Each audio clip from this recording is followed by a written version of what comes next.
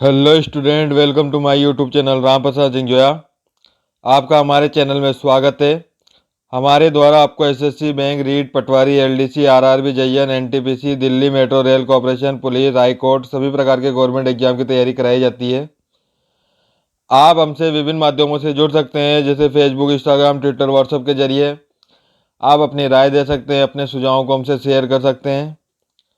आज हम पढ़ेंगे राजस्थान के भूगोल का बहुत ही चर्चित विषय है नदियाँ, अपवाह प्रणाली एवं झीलें, यानी कि जो नदियां हैं उनके बारे में आज चर्चा करेंगे।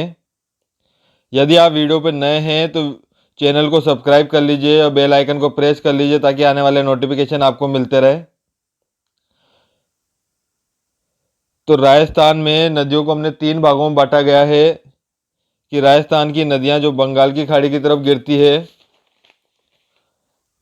दूसरा राजस्थान की जो नदियां जो अरब सागर की तरफ गिरती है, और एक आंतरिक प्रवाह वाली नदियां। इस वीडियो के 3 पार्ट होंगे आपके। तीनों पार्टों को हमने अलग अलग डिवाइड किया गया है। तो आशा करता हूं तीनों पार्ट आपको समझ में आएंगे। तो राजस्थान में नदियों में हम बंगाल की खाड़ियों का अपवाह तंत्र के बारे में जानकारी लेंगे।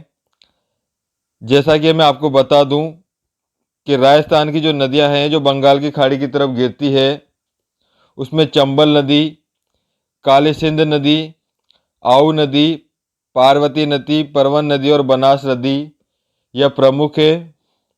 और इन पर जो बांध बने हुए हैं, चंबल नदी बहुत बड़ी नदी है, 12 मासी नदी है। इस पर गांधी सागर बांध जो मध्य प्रदेश के अंदर, राणा प्रताप सागर बांध चित्तौड़गढ़ के अंदर, जवाहर सागर बांध कोटा राजस्थान में, कोटा सिंचाई बांध कोटा राजस्थान के अंदर ये बने हुए हैं। इनके बारे में आज फुल डिटेल से आज इसका अध्ययन करते हैं। कंपटीशन एग्जामों में किस प्रकार इस पर क्वेश्चन पूछे जाते हैं और नदियों पर किस प्रकार के क्वेश्चन आते हैं, तो सभी कंपटीशन एग्जामों को ध्यान रखते हुए इनको तैयार किया गया है। आशा करता हूँ आपको ये समझ में आएंगे। तो वीडियो को बिना रुके स्टार्ट करते हैं। यदि आप वीडियो पर नए हैं तो चैनल को सब्सक्राइब कर लीजिए, बेल आइकन को प्रेस कर लीजिए ताकि आने वाले नोटिफिकेशन आपको मिलते रहे। तो स्टार्ट करते हैं राजस्थान की नदियाँ बंगाल की खाड़ी का अपवाह तंत्र के बारे में। तो इसकी मैं सबसे पहले आपको शॉर्ट ट्रिक बता देता हूँ। विद्यार्थी अक्सर शॉर्टकट के पीछे भागता है और कोशिश रहती है कि वो उसको वह चीज़ वह आसानी से मिल जाए। तो मैं यहाँ आपके हेल्प के लिए इसकी शॉर्ट ट्रिक बता देता हूँ, मगर ये हेल्प आपके कंपटीशन एग्जाम में आपकी तैयारी के बिना अधूरी रहेगी।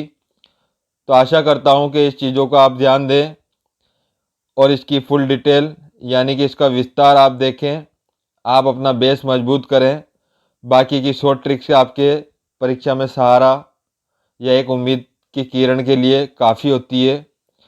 तो इसकी शॉर्ट ट्रिक जानने को मिलती है आपको कि बंगाल की खाड़ी में गिरने वाली जो नदियां हैं वह बनास, बाढ़ गंगा, बेचड़, काली सिंध, खारी, कोठारी, चंबल और पार्वती और गंभीरी है।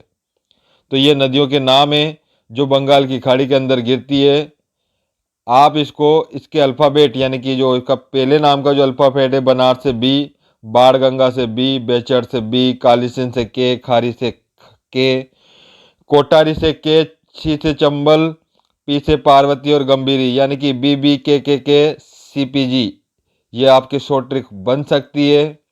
शॉर्ट ट्रिक बनाना कोई बड़ी बात नहीं है, आप खुद अपनी शॉर्ट ट्रिक बना सकते हो। इसके अलावा अगर आपको और याद करना है तो बंगाल की खाड़ी में गिरने वाली नदियों में मैंने हिंदी ट्रांसलेशन भी किया हुआ है कि बनास से बी, काली सिंध से का, कावेरी से को, बाढ़ गंगा का बाढ़, परवन का प, बेचड़ का बकरी, पार्वती का प, चंबल का चा और गंभीरी गयो, यानी बीका को बाप, बकरी पचा गयो। ये एक कथन बन जाएगा आपके। तो कथन भी आप अपनी मर्जी से बना सकते हैं। तो बीका का बाप बकरी पचा गयो यानी कि बी से बनास, का से काली सिंध, कोस से कावेरी, बा से बाणगंगा, प से परवन, बकरी से बेचड़, प से पार्वती, चा से चंबल, गयो से गंभीरी। इस प्रकार आप इससे हिंदी का भी आप अपना हिसाब से बंगाल की खाड़ी में गिरने वाली नदियां बना सकते हो। मैं आपको चाहूँगा सलाह देना कि आप शॉर्ट ट्रिक अपनाएं, मगर कंपटीशन एग्ज़ाम की पूरी तैयारी करने के बाद, ताकि आपको इस शॉर्ट ट्रिक से और आपके जो बेस है उससे आपको अच्छे मार्क्स हुए। और अगर आपका बेस मजबूत होगा तो आपके बाहर के जो अंक है, जो घुमावदार प्रश्न बनते हैं, उसमें आपको सहायता मिलेगी। तो ये शॉर्ट ट्रिक है।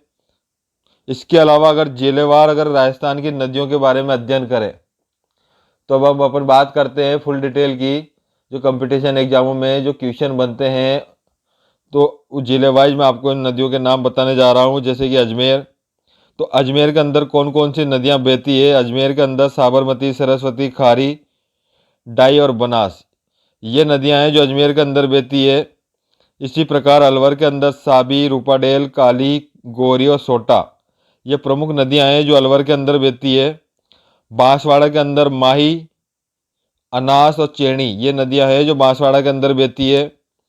इसी प्रकार बाड़मेर के अंदर लूनी और सूखड़ी नदी बहती है। भरतपुर के अंदर चंबल, बराह, बाणगंगा, गंभीरी और पार्वती नदियाँ बहती है। बिलवाड़ा के अंदर बनास, कोटारी, बेचड़, मैनाली और मानसी, खारी नदियाँ, ये प्रमुख नदियाँ बहती है। बीकानेर है जहाँ पर कोई नदियाँ नहीं बनती। तो डायरेक्ट आपके क्वेश्चन देखने को मिलता है कि भाई राजस्थान का कौन सा जिला है जहाँ कोई नदियाँ नहीं बहती, तो बीकानेर का नाम आता है। बूंदी के अंदर कुराल नदियाँ बहती है। चूरू है जहाँ पर भी कोई नदियाँ नहीं बहती। तो राजस्थान के ऐसी कौन से जिले हैं जहाँ कोई नदियाँ नहीं बहती, तो आपके चूरू और बीकानेर का नाम आता है। जैसे जैसे आप फुल डिटेल यानी कि आप एग्जाम की कंपटीशन एग्जामों में विस्तार से इसकी जानकारी को लेंगे, अपना ध्यान पूरी बात इस पे राजस्थान की नदियों पे लगाएंगे, तो आपको शॉर्ट ट्रिक की जरूरत नहीं पड़ेगी, क्योंकि आपको उन चीज़ों के बारे में वैसे नॉलेज हो जाएगी। तो आगे चलते हैं धौलपुर, जहाँ चंबल नदी बहती है। डूंगरपुर में सोम, माही और सोनी नदी बहती है। श्री गंगानगर के अंदर गंगा नदी। जयपुर के अंदर बाणगंगा, बाड़ी, धूड़, मोरेल, साबी, सोटा, डाई, सखा और मासी, ये प्रमुख नदियां हैं जो जयपुर के अंदर बहती है। अब जैसलमेर के अंदर काकने, चाकंड, लाठी, दहुआ, धोगड़ी, ये प्रमुख नदियां हैं जो जैसलमेर जिले के अंदर बहती है। इसी प्रकार जालोर के अंदर लूनी, बाड़ी, जवाई, सूखड़ी नदियां बहती है। झालावाड़ के अंदर काली सिंध, पार्वती, छोटी काली सिंध, निवाज, ये प्रमुख नदियां झालावाड़ के अंदर बहती है। झुंझुनू के अंदर काटली नदी बहती है। जोधपुर के अंदर लूनी, माटड़ी, जोजड़ी, ये प्रमुख नदियां जोधपुर जिले के अंदर पड़ती है। इसी प्रकार कोटा में चंबल, काली सिंध, पार्वती, आऊ, निजवाज, परवन नदियां बहती है। नागौर के अंदर लूनी नदी बहती है। पाली के अंदर लीलड़ी, माड़ी, सूखड़ी, जवाई, ये प्रमुख नदियां पाली के अंदर बहती है।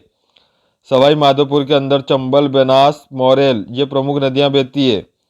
सीकर के अंदर काटली, मंथा, पावटा, कावट, ये सीकर जिले के अंदर बहती है।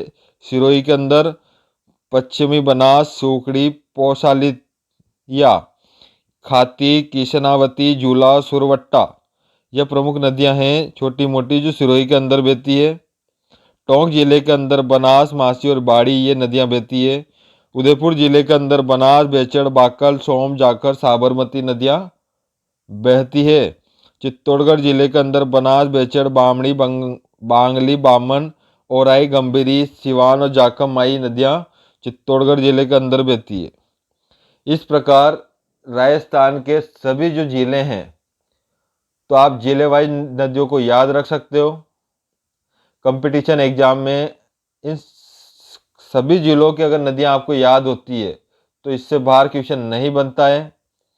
इसके अलावा जो भी आपके क्वेश्चन बनते हैं, तो उसके अलावा आपके इस पर नदियों के नाम याद होने के बाद इन पे बांध, इन पे कुछ संगम स्थान और इनके जो चर्चित स्थान, इन पे ही आपके क्वेश्चन बनेंगे। तो बेफिक्र होकर वीडियो से जुड़े रहें और आगे की जानकारी लें। अब बात करते हैं, ये तो आपके शॉर्ट ट्रिक हो गया, आपके 33 ही जिलों की आपके नदियां जिले वाइज हो गई। अब बात करते हैं जो नदियां हैं उनकी क्या विशेषता है और इनका उद्गम स्थान से लेकर इनका अंत कहाँ तक होता है और ये नदियां कहाँ जाके मिलती है। तो बंगाल की खाड़ियों में जो जल ले जाने वाली नदियां हैं उसमें सबसे पहले चंबल नदियों की बात करते हैं कि राजस्थान में अधिकांश भाग रेगिस्तान है, वहाँ नदियों का विशेष महत्व है। पश्चिमी भाग में सिंचाई के साथ साधनों का अभाव है, अतः परिणाम स्वरूप यहाँ नदियों का जो महत्व है और भी बढ़ जाता है। क्योंकि रेगिस्तानी भाग होने के कारण जल का बहुत ही महत्व है, तो यहाँ नदियों का बहुत महत्व है। प्राचीन समय से ही नदियों पर विशेष महत्व रहा है। राजस्थान में महान जल विभाजक रेखा का कार्य अरावली पर्वत द्वारा किया जाता है, यानी कि जो अरावली पर्वतमाला है उसी के द्वारा यह जल का विभाजन होता है। तो बात करते हैं राजस्थान में बंगाल की खाड़ी की तरफ जाने वाली नदियों में चंबल नदी के बारे में। तो चंबल नदी के बारे में आपको फुल डिटेल बताते हैं कि राजस्थान में जो चंबल नदी है तो इसके वैदिक नाम है, इसको अलग अलग नामों से पुकारा जाता है। तो इसके वैदिक नाम हो गए आपके चमणवती, कामधेनु, नित्यवाही नदी। कंपटीशन एग्जाम में नदियों का स्थान, इनके वैदिक नाम, उद्गम स्थान, प्रवेश द्वार, जिले, समापन और इन पर जो बांध बने हुए उन पर क्वेश्चन पूछे जाते हैं। तो आप इसको देखें कि किस प्रकार क्वेश्चन बनते हैं और इनके वैदिक नाम, इन पर अधिक जोर दिया गया है। तो राजस्थान में जो चंबल नदी है इसका वैदिक नाम यानी कि चमणवती, कामधेनु, नित्यवाही नदी, इन नामों से इसको बोला जाता है या पुकारा जाता है।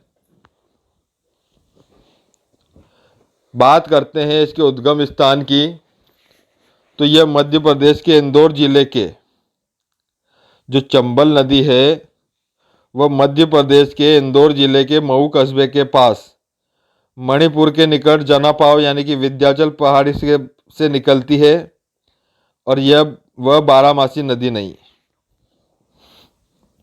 यानी कि ये इसका जो उद्गम स्थान है वह जनापाव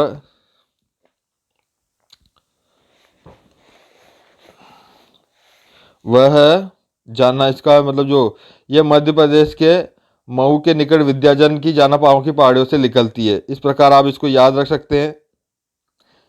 इसकी अगर अपन प्रवेश की बात करें तो ये राजस्थान के अंदर इसका जो प्रवेश होता है वह 84गढ़ का ऐतिहासिक किले के पास से चित्तौड़गढ़ जिले के अंदर इसका प्रवेश होता है।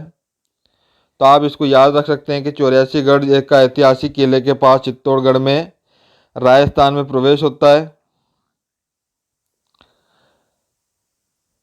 5 किलोमीटर आगे बामणी नदी यानी कि जो हरिपुरा चित्तौड़गढ़ से निकलती है तो बेरोसगढ़ के बाद चंबल में मिल जाती है तथा वहाँ जूलिया प्रपात बनाती है जो राजस्थान का सबसे ऊंचा है, इसका निर्माण करती है। तो इस प्रकार इसका प्रवेश को अपन याद रख सकते हैं। चूलिया जलप्रपात की बात करें तो चंबल नदी चित्तौड़गढ़ में चूलिया जलप्रपात बनाती है। प्रवाह वाले जिले की अगर बात करें तो ये चित्तौड़गढ़, कोटा, बूंदी, सवाई माधोपुर, करौली और धौलपुर के अंदर बहती है। समापन की अगर बात करें तो ये नदियां आगरा जनपद के इटावा जिले में मुरादगंज के पास यमुना नदी में मिल जाती है। यह राजस्थान के बाद बहती बहती यमुना नदी में यानी कि आगरा जनपद के इटावा जिले के मुरादगंज के पास यमुना नदी के अंदर यह मिल जाती है। इस नदी पर मध्य प्रदेश व राजस्थान के 50-50 अनुपात में चंबल नदी घाटी परियोजना है जिसमें 3 बांध बंधे हुए हैं। तो इन तीनों बांधों में जो बंधे हुए हैं उनके बारे में है। इस नदी पर गांधी सागर बांध, राणा प्रताप सागर बांध, जवाहर सागर बांध और चौथा आपके कोटा का बैराज ये बने हुए हैं आपके। तो चंबल नदी आपके, इसके वैदिक नाम आपको याद रखना है, इसका उद्गम स्थान आपको याद रखना है कि विंध्याचल पर्वत, जनापाव की पहाड़ियाँ। सहायक नदियाँ आपको याद रखनी है कि बनास, कालीसिंध, पार्वती, बामनी, कुराल, मेज। इस पर जो बांध बंधे हुए हैं आपके कि इस पे जो बांध, काली सागर बांध, राणा प्रताप सागर बांध, जवाहर सागर बांध, कोटा बैराज बांध।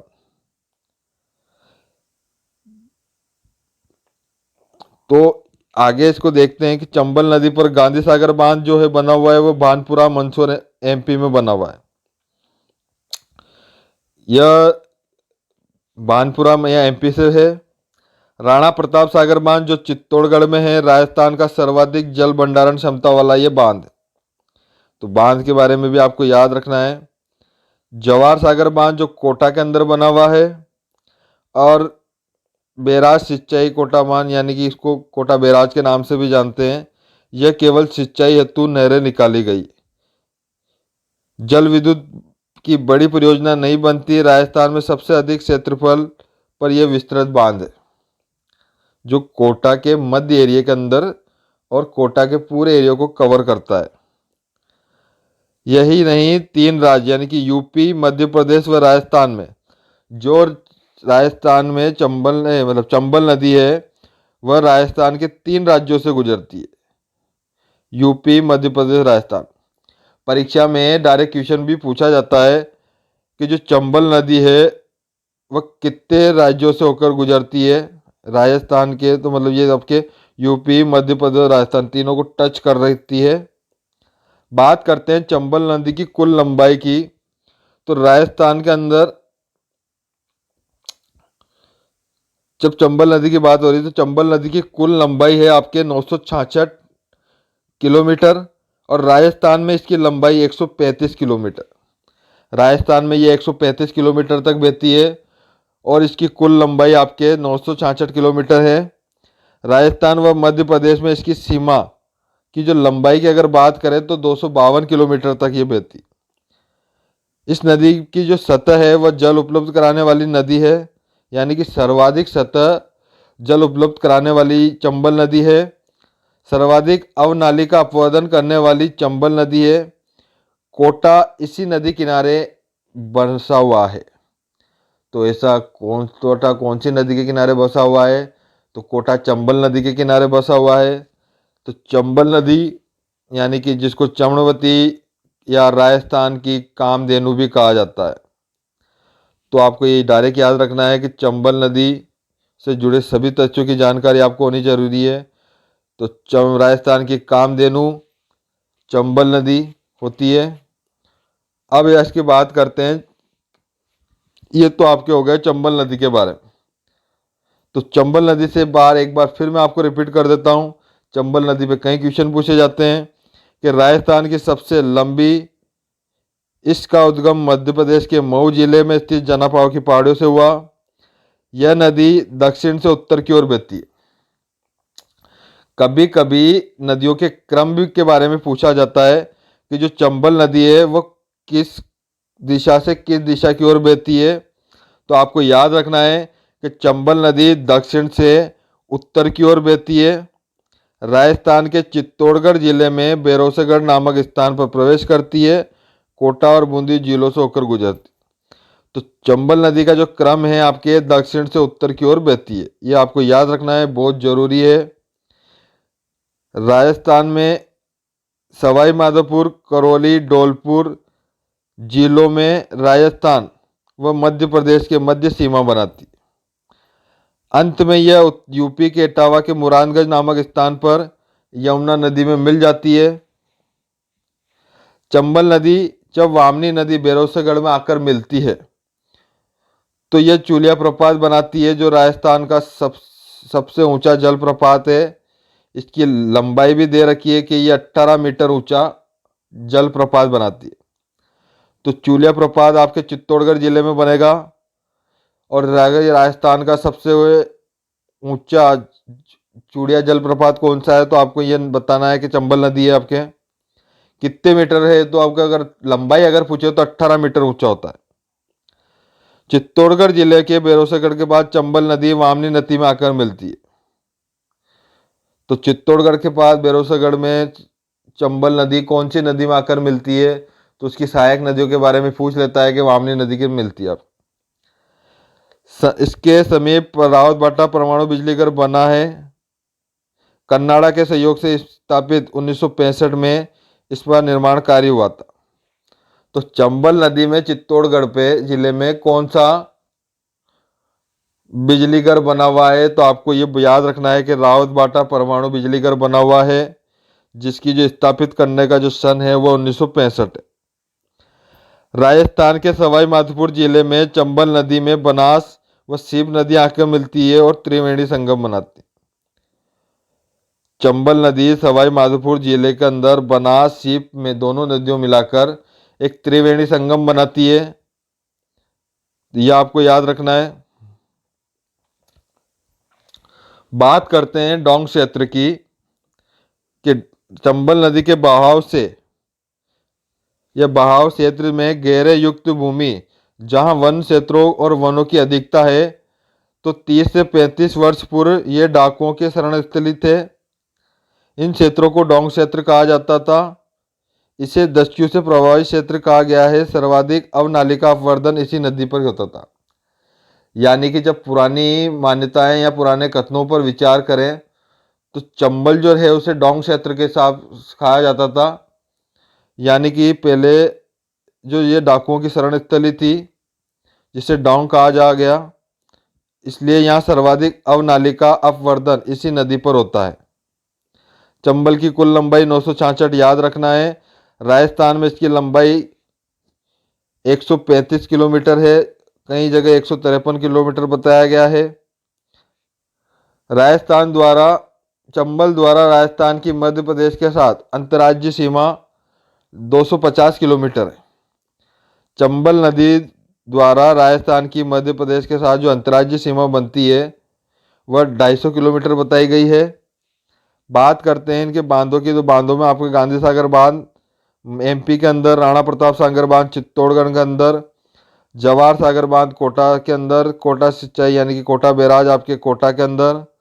यह आपको याद रखना है। सहायक नदियां में पार्वती, कालसिंध, बनास, बामड़ी, बेज होती है। राजस्थान की चंबल घाटी परियोजनाओं का जो मैप है वो इस प्रकार समझाया गया आपको कि एमपी से ये नदी आती है और एमपी में ही आपके ये काली सांगर बांध बना हुआ है।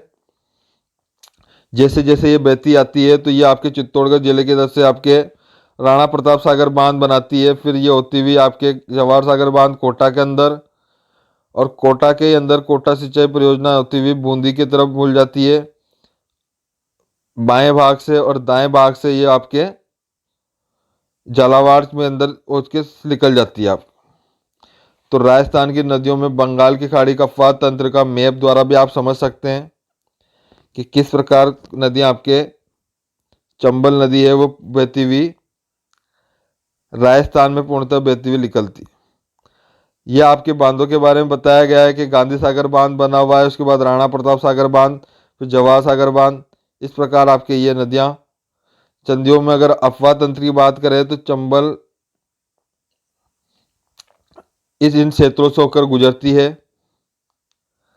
अब बात करते हैं इनके क्रम के हिसाब से कि पूर्व तथा दक्षिण की ओर बहने वाली बंगाल की खाड़ी का अपवाद तंत्र में चंबल नदियों में, सहायक नदियों में कौन कौन सी है। यानी कि चंबल की जो सहायक नदियां हैं उसकी डायरेक्शन के हिसाब से, अब इनकी जो डायरेक्शन के हिसाब से ये बहती है नदियां, उसको याद रखते हैं कि पूर्व से दक्षिण की ओर बहने वाली नदियां, जिसमें आती है पहली कुनू या कुनेर नदी, जिसका जो उद्गम स्थान है वह गुना मध्य प्रदेश है। प्रवाह क्षेत्र 12 वापस मध्य प्रदेश में आकर चली जाती है। समापन की अगर बात करें तो करौली मध्य प्रदेश की सीमा पर चंबल नदी में मिल जाती है। जो चंबल की सहायक नदियां हैं इसमें कुनेर नदी का जो उद्गम होता है वो गुना मध्य प्रदेश से होता है। अब प्रवाह 12 में वापस आकर एमपी में वापस लौट जाती है। इसका समापन करौली मध्य प्रदेश सीमा चंबल में मिल जाती है।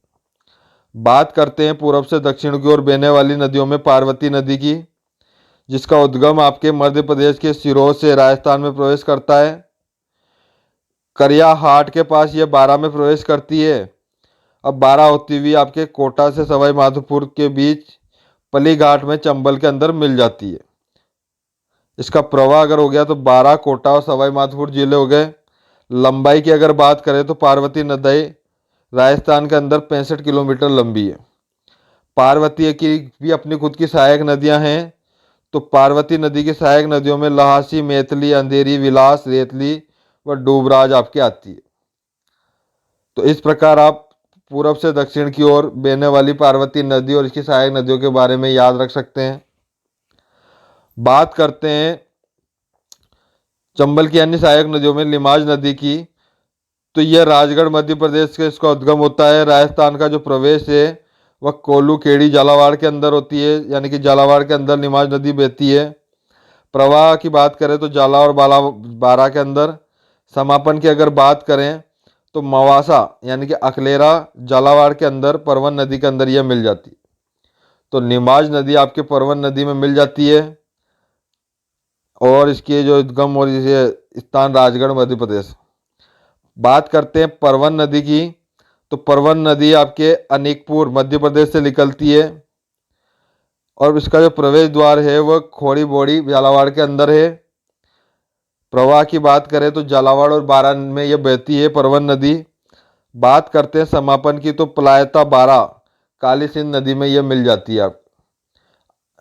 तो इस प्रकार पूरब से दक्षिण की ओर बहने वाली नदियों में परवन नदी होती है जो पलायता, बारा, काली सिंध के अंदर बह जाती है। परवन नदी की भी सहायक नदियां हैं। एक तो अपन ने पढ़ा निवास मवासा के अंदर, फिर धार, छापी जो झालावाड़ के अंदर है। परवन नदी पर शेरगढ़ अंचोली अभयारण्य यानी कि बारा के अंदर जब ये निकलती है तो वहां पर आपके ये बांध बना हुआ है आपके। तो परवन नदी पर आपके ये अभयारण्य बना हुआ है जिसका नाम आपको याद रखना है कि परवन नदी पर शेरगढ़ अंचोली अभयारण्य बारा के अंदर बना हुआ है। इसी नदी के किनारे शेरगढ़ का किला, शेरगढ़ का किला यानी कि गोवर्धन बारा के अंदर बना हुआ है। शेरगढ़ किले का निर्माता शेर शाह सूरी थे। तो सहायक नदियों में कौन से बांध बने हुए हैं और कौन से किले बने हुए हैं उसकी भी आपको साथ साथ डिटेल देते जा रहे हैं ताकि नदियों से जो टच में जितने भी क्वेश्चन बने आपके वह सारे क्वेश्चन आपको जानने को मिले। इसलिए वीडियो को स्किप ना करें और पूरा देखें। बात करते हैं काली सिंध नदी की। तो काली सिंध नदी का उद्गम स्थान बाखली गांव, जिला देवास के अंदर मध्य प्रदेश में पड़ता है। राजस्थान में प्रवेश यह रायपुर, बिंदा, झालावाड़ से करती है। प्रवाह से झालावाड़, बारा, कोटा है। समापन की अगर बात करें तो इसका जो समापन है वह नोनेरा, कोटा, चंबल में आकर मिल जाती है। काली सिंध की अगर सहायक नदियों की बात करें तो परवन, आहू, उजाड़, रेवाली यानी चोली, चंद्रभागा व अमजरा आदि नदियां काली सिंध की सहायक नदियां हैं। काली सिंध नदी पर एक बांध बना हुआ है जो बहुत चर्चा में रहता है, नया बांध था। इसका नाम है हरिश्चंद्र बांध। जो इसकी जो कुल लंबाई है वो 278 किलोमीटर है। बात करते हैं आऊ नदी की। तो आऊ नदी यह आपके सुनेसर मध्य प्रदेश में इसका उद्गम स्थान है। बात करते हैं राय प्रवेश की तो यह नंदपुर, झालावाड़ से प्रवेश करती है। प्रवास क्षेत्र झालावाड़ और कोटा हो गया। समापन की अगर बात करें तो यह गागरोन, झालावाड़, काली सिंध में सहायक नदियों की अगर बात करें तो पिपलाज, सेवरेवा ये आऊ नदी की सहायक नदियां हैं। झालावाड़ कोटा के सीमा पर बहती हुई झालावाड़ के गागरोन में काली सिंध के अंदर यह मिल जाती है। जो आऊ नदी है यह गागरोन में काली सिंध के अंदर मिल जाती है। आऊ नदी गागरोन, झालावाड़ के गागरोन में काली सिंध आऊ नदियों का संगम होता है। इस आऊ नदी यानी इस संगम पर गागरोन में प्रसिद्ध जल दुर्ग में स्थित है। यानी कि झालावाड़ में जो गागरोन दुर्ग है वह आऊ नदी, काली सिंध आदि नदियों के उद्गम स्थान पर बना हुआ है। उद्गम नहीं, इनके संगम स्थान पर बना हुआ है। बात करते हैं आलनिया नदी। तो बंगाल की खाड़ी के अफवाह तंत्र में चंबल की सहायक नदियों में आलनिया नदी भी आती है। इसका उद्गम स्थान आपके कोटा की मुकुंदवाड़ा हिल्स यानी कि जो टाइगर रिजर्व क्षेत्र है आपके उससे जवाहर सागर के पहले नोटावा गांव कोट में उद्गम होता है और ये कोटा में मिल जाती है, कोटा के चंबल में मिल जाती है। प्रवाह क्षेत्र की बात करें तो ये कोटाई जिले में बहती है। चंबल, आलनिया, आहू, कालीसिंध, परवन, निबाज, पार्वती, कूनू, इन नदियों को, तो ये आपके जो 7 नदियां हैं, इसका जो क्रम आपके बताया गया है, इस अब इसके बाद अब पश्चिम से पूर्व की ओर जो नदियां बहती है उस डायरेक्शन की अपन बात करते हैं, तो उसमें चंबल, आलनिया, आहू, कालीसिंध, परवन, निबाज और पार्वती और कूनू नदियां होती है। तो इस क्रम को मैंने इस प्रकार समझाया गया है। देखो, बंगाल की खाड़ी में गिरने वाली नदियों में यह नदियां हैं। जो चंबल नदी है वह किस प्रकार आपके बहती है, तो यहाँ आपके देखो चंद्रभागा कागरौन से निकलती है, आड़ूस नदी पलायत बारा में होती है, परवन नदी मनोर थाना, यहाँ चंद्रभागा कालीन झालावाड़ के अंदर कोटा हरिश्चंद्र बांध बनाया हुआ है, जो नया बांध है बिल्कुल। मेज, नौनेरा, ऐसे होते हुए ये आपके सवाई माधोपुर जिले तक प्रवेश कर जाती है। आप अब बात करते हैं पश्चिम की ओर से चंबल में गिरने वाली नदियों के बारे में। तो ये बामनी नदी, बगानी नदी आती है, जिसका उद्गम स्थान हरिपुरा चित्तौड़गढ़ के अंदर है। प्रवाह की अगर बात करें तो ये चित्तौड़ जिले में बहती है। समापन की अगर बात करें तो बेरोसेगढ़ चित्तौड़ में चंबल में मिल जाती है। बात करते हैं मेज नदी की, तो इसका उद्गम मांडलगढ़ बिलवाड़ा में होता है। इसका प्रवाह क्षेत्र बिलवाड़ा बूंदी जिला हो गया आपके। समापन की अगर बात करें तो कोटा जिले के बेसखाना के पास चंबल में मिल जाती है। मेज नदी की अगर सहायक नदियों की अगर बात करें तो बाजन, कुनाल, मांगली, जिस पर भीमलता बूंदी जलप्रपात बना हुआ है।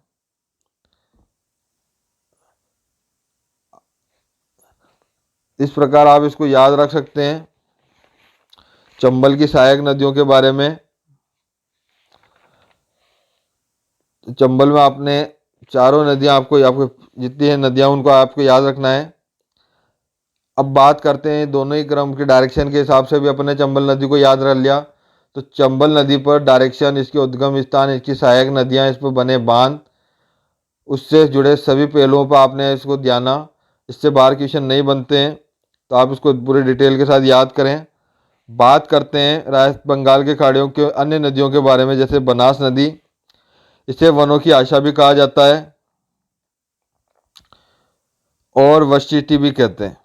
उद्गम आपके राजस्थान के राजसमंद के कुशलगढ़ के निकट खमनोर की पहाड़ियों में इसका उद्गम स्थान होता है। प्रवाह की अगर बात करें तो यह राजसमंद, चित्तौड़गढ़, भीलवाड़ा, अजमेर, टोंक, सवाई माधोपुर, बूंदी, उदयपुर में बहती है। आप मेन जो बहाव है आपके राजसमंद, चित्तौड़, भीलवाड़ा, टोंक और सवाई माधोपुर के अंदर होता है। समापन की अगर बात करें तो रामेश्वर घाट, सवाई माधोपुर के समीप सीप नदी तथा बनास नदी व चंबल तीनों को मिलकर त्रिवेणी संगम सवाई माधोपुर में बनाती। तो यह नदी पर जो त्रिवेणी संगम बनता है वह सीप नदी, बनास नदी और चंबल नदी तीनों मिलकर सवाई माधोपुर के अंदर रामेश्वर घाट सवाई माधोपुर में बनास नदी वाली त्रिवेणी संगम बनाती। इस नदी की कुल लंबाई 480 किलोमीटर है, जो पूर्णतः राजस्थान में है। तो राजस्थान में इसके पूर्णतः लंबाई 480 किलोमीटर हो गई आपके। यह जल ग्रहण या अफवाह का फैलाव क्षेत्र सर्वाधिक होता है।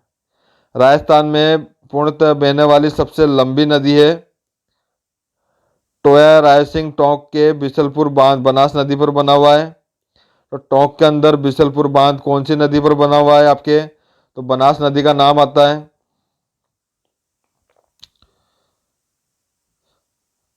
13 जून 2005 को सोहेल पुलिस गोलीकांड हुआ, जिसमें बिसलपुर बांध चर्चित हुआ।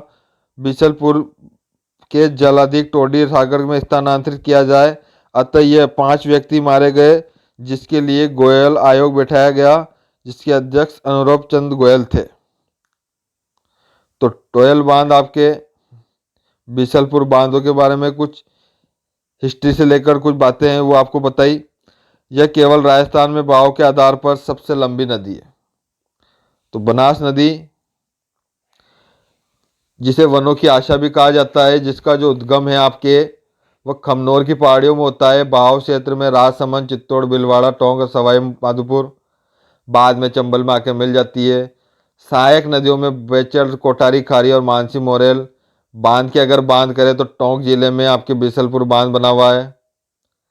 त्रिवेणी संगम की अगर बात करें तो ये आपके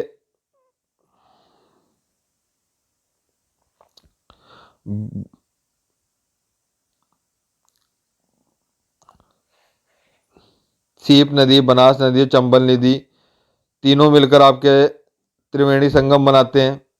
एक और त्रिवेणी संगम की बात करें तो भिलवाड़ा जिले के मांडलगढ़ कस्बे के समीप बिगोद नामक स्थान पर बनास, बेचड़ और मैनाल, यह नदियां भी आपके त्रिवेणी संगम बनाती है।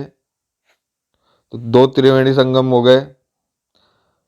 बात करते हैं बनास नदी की सहायक नदियों के बारे में, तो इसके भी अपन डायरेक्शन के हिसाब से वह के पूरब की तरफ मिलने वाली नदियों के बारे में बेचड़ नदी के बारे में बात करते हैं। इसे आयड़ नदी या आयड़ सभ्यता के किनारे बसी है।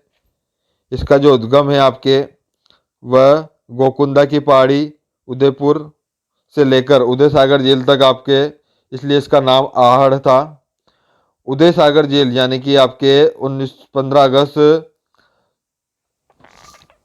अगस्त नहीं, 1564 आपके उदय सागर में 1564 में उदय सिंह द्वारा निर्मित होने के बाद इसका नाम बेचड़ हो जाता है। समापन की अगर बात करें तो बिंगोद भिलवाड़ा के पास बनास नदी में इसका समापन होता है। बेचड़ नदी में त्रिवेणी संगम आपके बनास, बेचड़ और मैनाल भिलवाड़ा के अंदर होता है। लंबाई की अगर बात करें तो बेचड़ नदी की लंबाई 190 किलोमीटर है। सहायक नदियों की अगर बात करें तो बेचड़ नदी की सहायक नदियां गंभीरी, गुजरी, वागन और औरई आदि है। चित्तौड़गढ़ जिले में बेचड़ नदी से गंभीरी नदी मिलती है। चित्तौड़गढ़ में इसी नदी के किनारे स्थित है। तो बेचड़ नदी से जुड़े चित्तौड़गढ़ जिले इसी नदी के किनारे बसा हुआ है। इसकी लंबाई 190 किलोमीटर है। इसके समापन, उद्गम दोनों स्थल याद रखने हैं। बात करते हैं त्रिवेणी संगम की, तो बनास, बेचड़ और मैनाल भिलवाड़ा में आपके त्रिवेणी संगम बनाती है। इसे आयड़ नदी के नाम से भी जाना जाता है। अब बात करते हैं पश्चिम से उत्तर की ओर बहने वाली नदियों के बाद। तो कोठारी नदी आती है, जिसका जो उद्गम है वह दिवनेर यानी मेवाड़ का मैथारन यानी कि दिवेर यानी कि राजसमंद में होता है, जिसे मेवाड़ का मैथाथन भी कहते हैं, मैराथन भी कहते हैं। प्रवाह क्षेत्र की बात करें तो राजसमंद व भिलवाड़ा है आपके कोठारी नदी का उद्गम स्थान। समापन की अगर बात करें तो मांडलगढ़ से 8 किलोमीटर दूर नंदराय स्थान पर बनास नदी में मिल जाती है। और इस नदी पर मेजा बांध बना हुआ है, जो कोठारी नदी पर है भिलवाड़ा के अंदर। तो कोठारी नदी से जुड़े आपके कौन सा बांध बना हुआ है, तो मेजा बांध बना हुआ है भिलवाड़ा के अंदर। भिलवाड़ा को मेजा बांध द्वारा जल आपूर्ति होती है। इसकी पाल को ग्रीन ग्राउंड कहते हैं। तो मेजा बांध द्वारा जो बना है, इसकी पाल को क्या कहा जाता है, तो ग्रीन ग्राउंड कहा जाता है। यह भिलवाड़ा जिले में बनास नदी के अंदर मिल जाती है। इसकी कुल लंबाई आपके कोठारी नदी की कुल लंबाई 145 किलोमीटर है। आप बात करते हैं खारी नदी की, तो खारी नदी का जो उद्गम स्थान है वह राजसमंद के बिजराल में है। प्रवाह क्षेत्र की अगर बात करें तो राजसमंद, भिलवाड़ा, अजमेर, टोंक और जिलों में बहती है। समापन की अगर बात करें तो देवली टोंक के पास बनास नदी के अंदर जाकर यह मिल जाती है। खारी नदी के भी अगर सहायक नदी की अगर बात करें तो मानसी नदी है, जो इसकी सहायक नदियां हैं। बात करते हैं गाशी नदी की, जो उसका उद्गम स्थान किशनगढ़ की पहाड़ी अजमेर के अंदर होता है। प्रवाह की अगर बात करें तो अजमेर और टोंक जिलों में यह नदी बहती है। समापन की अगर बात करें टोंक शहर के पास बनास नदी के अंदर यह मिल जाती है। इसकी खुद की सहायक नदियां हैं, जो सोदरा है। आप बात करते हैं मोरेल नदी की, तो इसका उद्गम स्थान आपके चैनपुरा गांव की पहाड़ी बस्सी जयपुर के अंदर है। प्रवाह की अगर बात करें तो जयपुर, दौसा, सवाई माधोपुर जिलों में बहती है। समापन की अगर बात करें तो हाड़ौती गांव करौली के आगे सवाई माधोपुर में बनास नदी के अंदर यह मिल जाती। बात करते हैं कालियत नदी, जो जिसका उद्गम स्थान आपके सपोटरा करौली के अंदर है। यह करौली सवाई माधोपुर जिले के अंदर होती है। समापन की अगर बात करें तो हाड़ौती गांव करौली के आगे बनास नदी के अंदर आके ये मिल जाती है। इसी प्रकार डाई नदी है, जिसका जो उद्गम स्थान है अजमेर के नसीराबाद में होता है।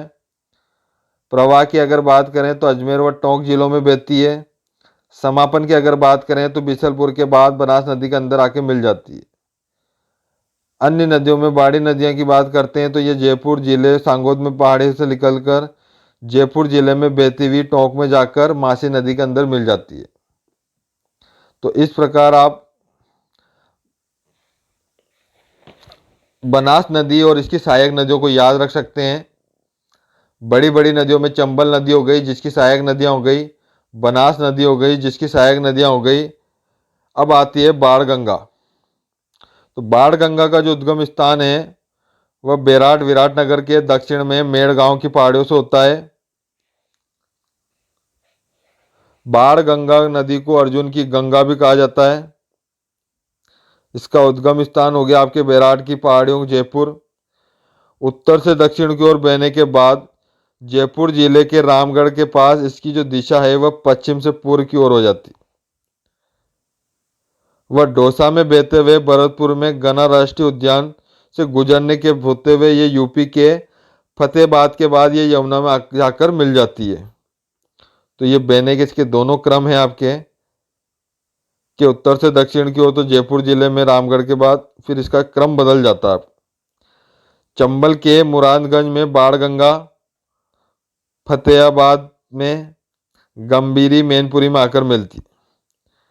प्रवाह क्षेत्र की अगर बात करें तो जयपुर डोसा भरतपुर में ये बहती है। भरतपुर में इसमें रामगढ़ बांध बना हुआ है बाणगंगा पर, याद रखना है। इसका निर्माण 1903 में राम सिंह ने करवाया था।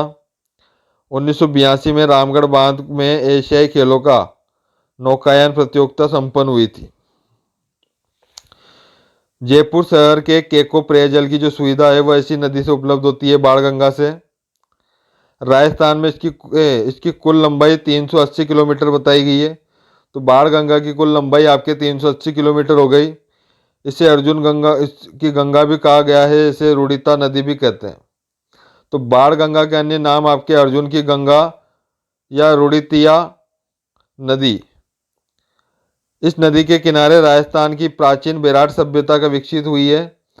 तो आपके बाणगंगा के अंदर ये आपके तथ्य जानने को मिलते हैं। यह राजस्थान की दूसरी ऐसी नदी है जो अपना जल सीधा यमुना में ले जाती है। तो राजस्थान की दूसरी ऐसी नदी है जो सीधा अपना जल बाणगंगा यमुना के अंदर ले जाती है। पहले पे आपके चंबल नदी आती है, जिसके बारे में मैंने आपको आगे डिटेल में बताया है। तो ये नदियां काफी बड़ी है। अब बाणगंगा नदी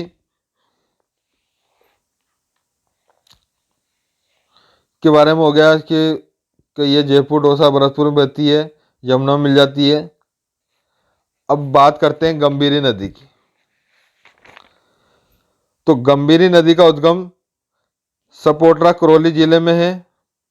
प्रवाह क्षेत्र की अगर बात करें तो सवाई माधोपुर करौली भरतपुर यूपी में जाकर वापस धौलपुर में आकर राजोखेड़ा तहसील में बहती हुई यूपी में यमुना में मिल जाती। यानी कि राजस्थान से एमपी, एमपी से राजस्थान ये चलती है।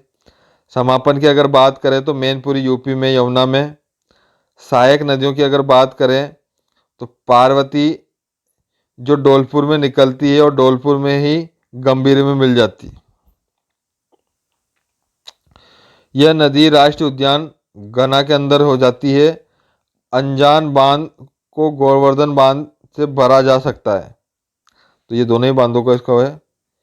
तो इस प्रकार आप मेन जो तीन नदियां हैं आपके चंबल नदी, बाणगंगा नदी और ये आपकी आती है बनास नदी। तो बनास,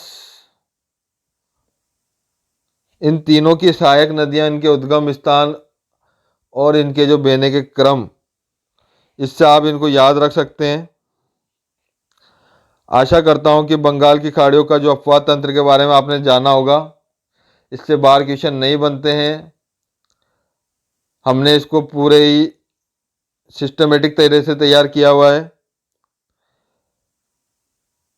इसके अलावा इसके जो अन्य पार्ट है उसके लिंक आपको वीडियो डिस्क्रिप्शन में मिल जाएंगे। वहां पर जाकर आप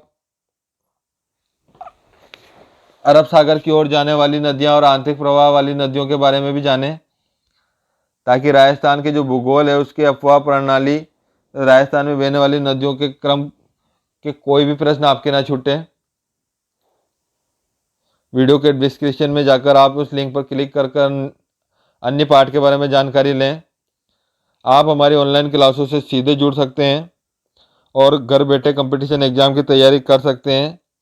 घर बैठे नोट्स, पीपीटी, ई बुक व टेस्ट मटेरियल,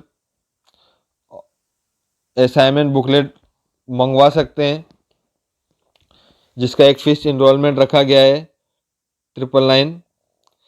साथ ही वीडियो को फ्री लाइव देखने के लिए या वीडियो फॉर्मेट में, ऑडियो फॉर्मेट में या लाइव देखने के लिए चैनल को सब्सक्राइब करें, बेल आइकन को प्रेस करें और ताकि आने वाले नोटिफिकेशन आपको मिलते रहें। हमारे द्वारा आपको SSC, bank, REET, police, railway कर्मचारी चयन आयोग, आरएएस, एलडीसी, यूपीएससी, व्याख्याता, वरिष्ठ अध्यापक, रीट, पटवारी, ग्राम सेवक, एलडीसी, सभी प्रकार के भर्तियों की कंपटीशन एग्जाम की तैयारी कराई जाती है। आप हमसे विभिन्न माध्यमों से कांटेक्ट कर सकते हैं। आशा करता हूं कि बंगाल की तरफ जाने वाली, बंगाल की खाड़ी की जल ले जाने वाली नदियों में चंबल नदी, बनास नदी और आपके इसकी नदियों के बाणगंगा नदी के बारे में पढ़ा, इसकी सहायक नदियों के बारे में पढ़ा। आशा करता हूं आपका दिन शुभ हो। अन्य पार्ट के लिए वीडियो के डिस्क्रिप्शन में जाकर लिंक पर क्लिक करें ताकि अन्य नदियों के बारे में आपको जानकारी हो। Thank you so much. Channel को सब्सक्राइब करना ना भूलें और वीडियो अच्छी लगे तो इसे लाइक, शेयर और सब्सक्राइब करें। Thank you.